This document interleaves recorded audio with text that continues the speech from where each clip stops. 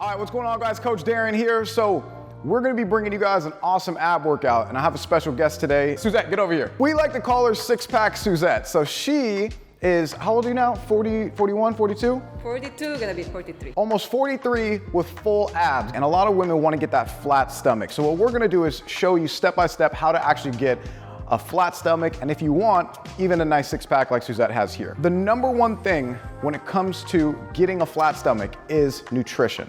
Yep. All right, that's the end of the video. That's it, because that's the most important thing. Thank you very much, Suzette. Thank you. Honestly, nutrition is so important, and anybody that tells you that it's just the exercises or it's something other than nutrition is lying to you. But I know you came to this video because you want to actually see an ab workout, so I'm going to show that to you. When did you actually start getting into fitness? Because you didn't work out most of your life, right? When I met you 2018. So 38? 38. I just turned 38. So she started working out at 38 years old. She looks amazing. But what's crazy is that she wasn't always that way, right? Now I start running and just do like planks, like 30 seconds, and I went all the way to like, I can hold 7 minutes. And you know what's funny? Take a look at this. This is actually her. Before she started training at boot camp, right up here, this is her before picture. After babies. Yeah, after babies, she has 2 kids, Yep. She's a wife, and she wasn't like super overweight, but you could see she had a little bit of a belly there. And then when she started actually training properly, she got abs. But you said when you first started trying to get abs, you did like just planks? Just planks. A little bit of crunches, but I don't really know how to do it. Like, Gotcha. I don't have any knowledge how to do it. Well, it's hard. Like, especially you have 2 kids and like, I just do running and it doesn't really. Absolutely. Now, some people say it's all nutrition. You don't even need to train your abs. No, not quite true. Yeah. Nutrition and lifting weights. That's how I transform my abs. Yeah, absolutely.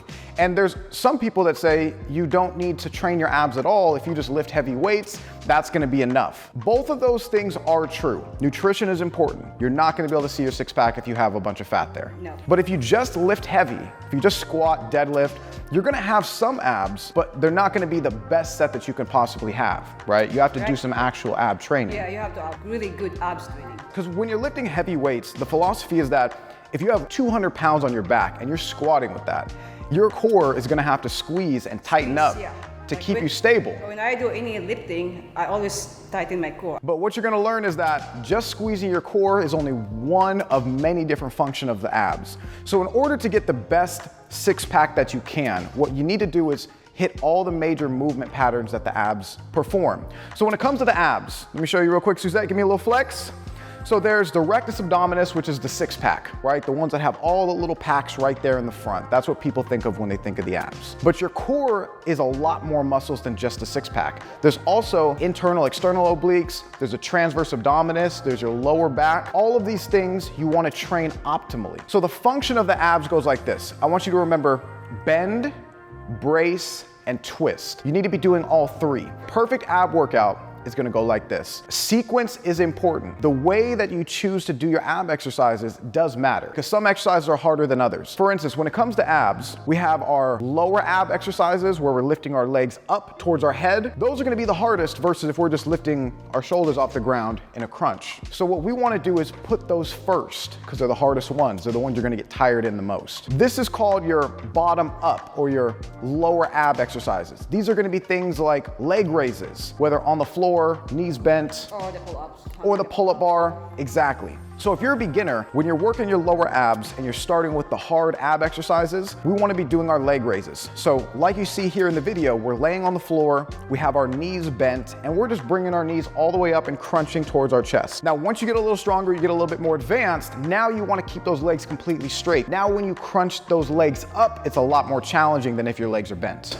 Yes. Now, if you're Suzette and you're advanced, when you're laying on the ground doing leg raises, are those even hard for you anymore? No, not at all. It's just easy. Yeah, so we had to change it from laying on the floor to getting up on the pull-up bar and doing leg raises like you see shown here. These are extremely hard and these are not for beginners. But if you're able to do 20 plus reps when you're laying on the floor, you need to be getting up there on the pull-up bar. Now, after we work on the lower abs or when we're lifting our legs up towards our head, now we want to start working our rotation. okay? Working those obliques, those fibers coming down on the sides. This is gonna be through rotating exercises. So like your bicycle crunches, through your band rotations. So as you see here in the video, Suzette's holding a band that's anchored to a pole and she's twisting and rotating. You see those upper abs and those obliques all firing up. But you can also twist from your lower body. So as you see here in the video, Suzette's hanging from the pull-up bar and she's twisting her hips and lifting those legs up. This is also another form of twisting, okay? Twisting from the lower body and twisting from the upper body. If you're a beginner, you mostly want to be focusing on twisting with the upper body because it's going to be easier for you. Let's talk about bracing. So the best thing you could do for bracing your abs is going to be plank, okay? Plank, we all know how to plank. We have the plank challenges everywhere, but most people don't know how to make the plank harder. Maybe when you're a beginner, you're doing the plank from your knees because a normal plank is too hard. Yeah. And then you graduate to doing a normal plank. But remember you were telling me that you could do a normal plank for how many minutes? 7 minutes. Like 7 minutes. You never want to do a plank for 7 minutes. It's not benefiting you at that point. It's not really changing. Now, if you could only hold that for like 20, 30 seconds, that means the plank is actually challenging for you. But if you're holding it for 7 minutes, it's time to upgrade and go to a much harder exercise. So we can make the plank more challenging by lifting one of our limbs off the ground. So as you see here in the video, Suzette's going from a normal plank, now she's lifting her leg off the floor. So now instead of having 4 points of contact, 2 arms and 2 legs, she's having 2 arms and 1 leg. You can make this even more challenging if that starts getting easy by lifting one of your arms up as well. So now it's a 2-point plank. She has 1 arm off the ground and 1 leg. And then lastly, we want to be doing crunches, okay? Crunches are important. These you want to do at the end because they're typically the easiest ones.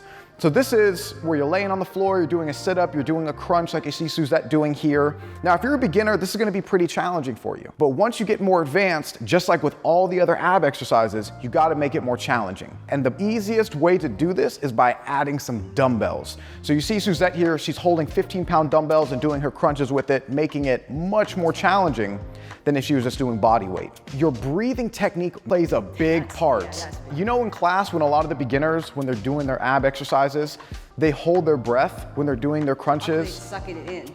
Exactly. When you're doing your ab exercises, you need to blow all the air out of your stomach and actually cinch your abs down, pulling your belly button towards the floor, as they like to say. Because if you hold your breath or if you push your stomach out, you're literally training your abs to be more puffy and more bloated.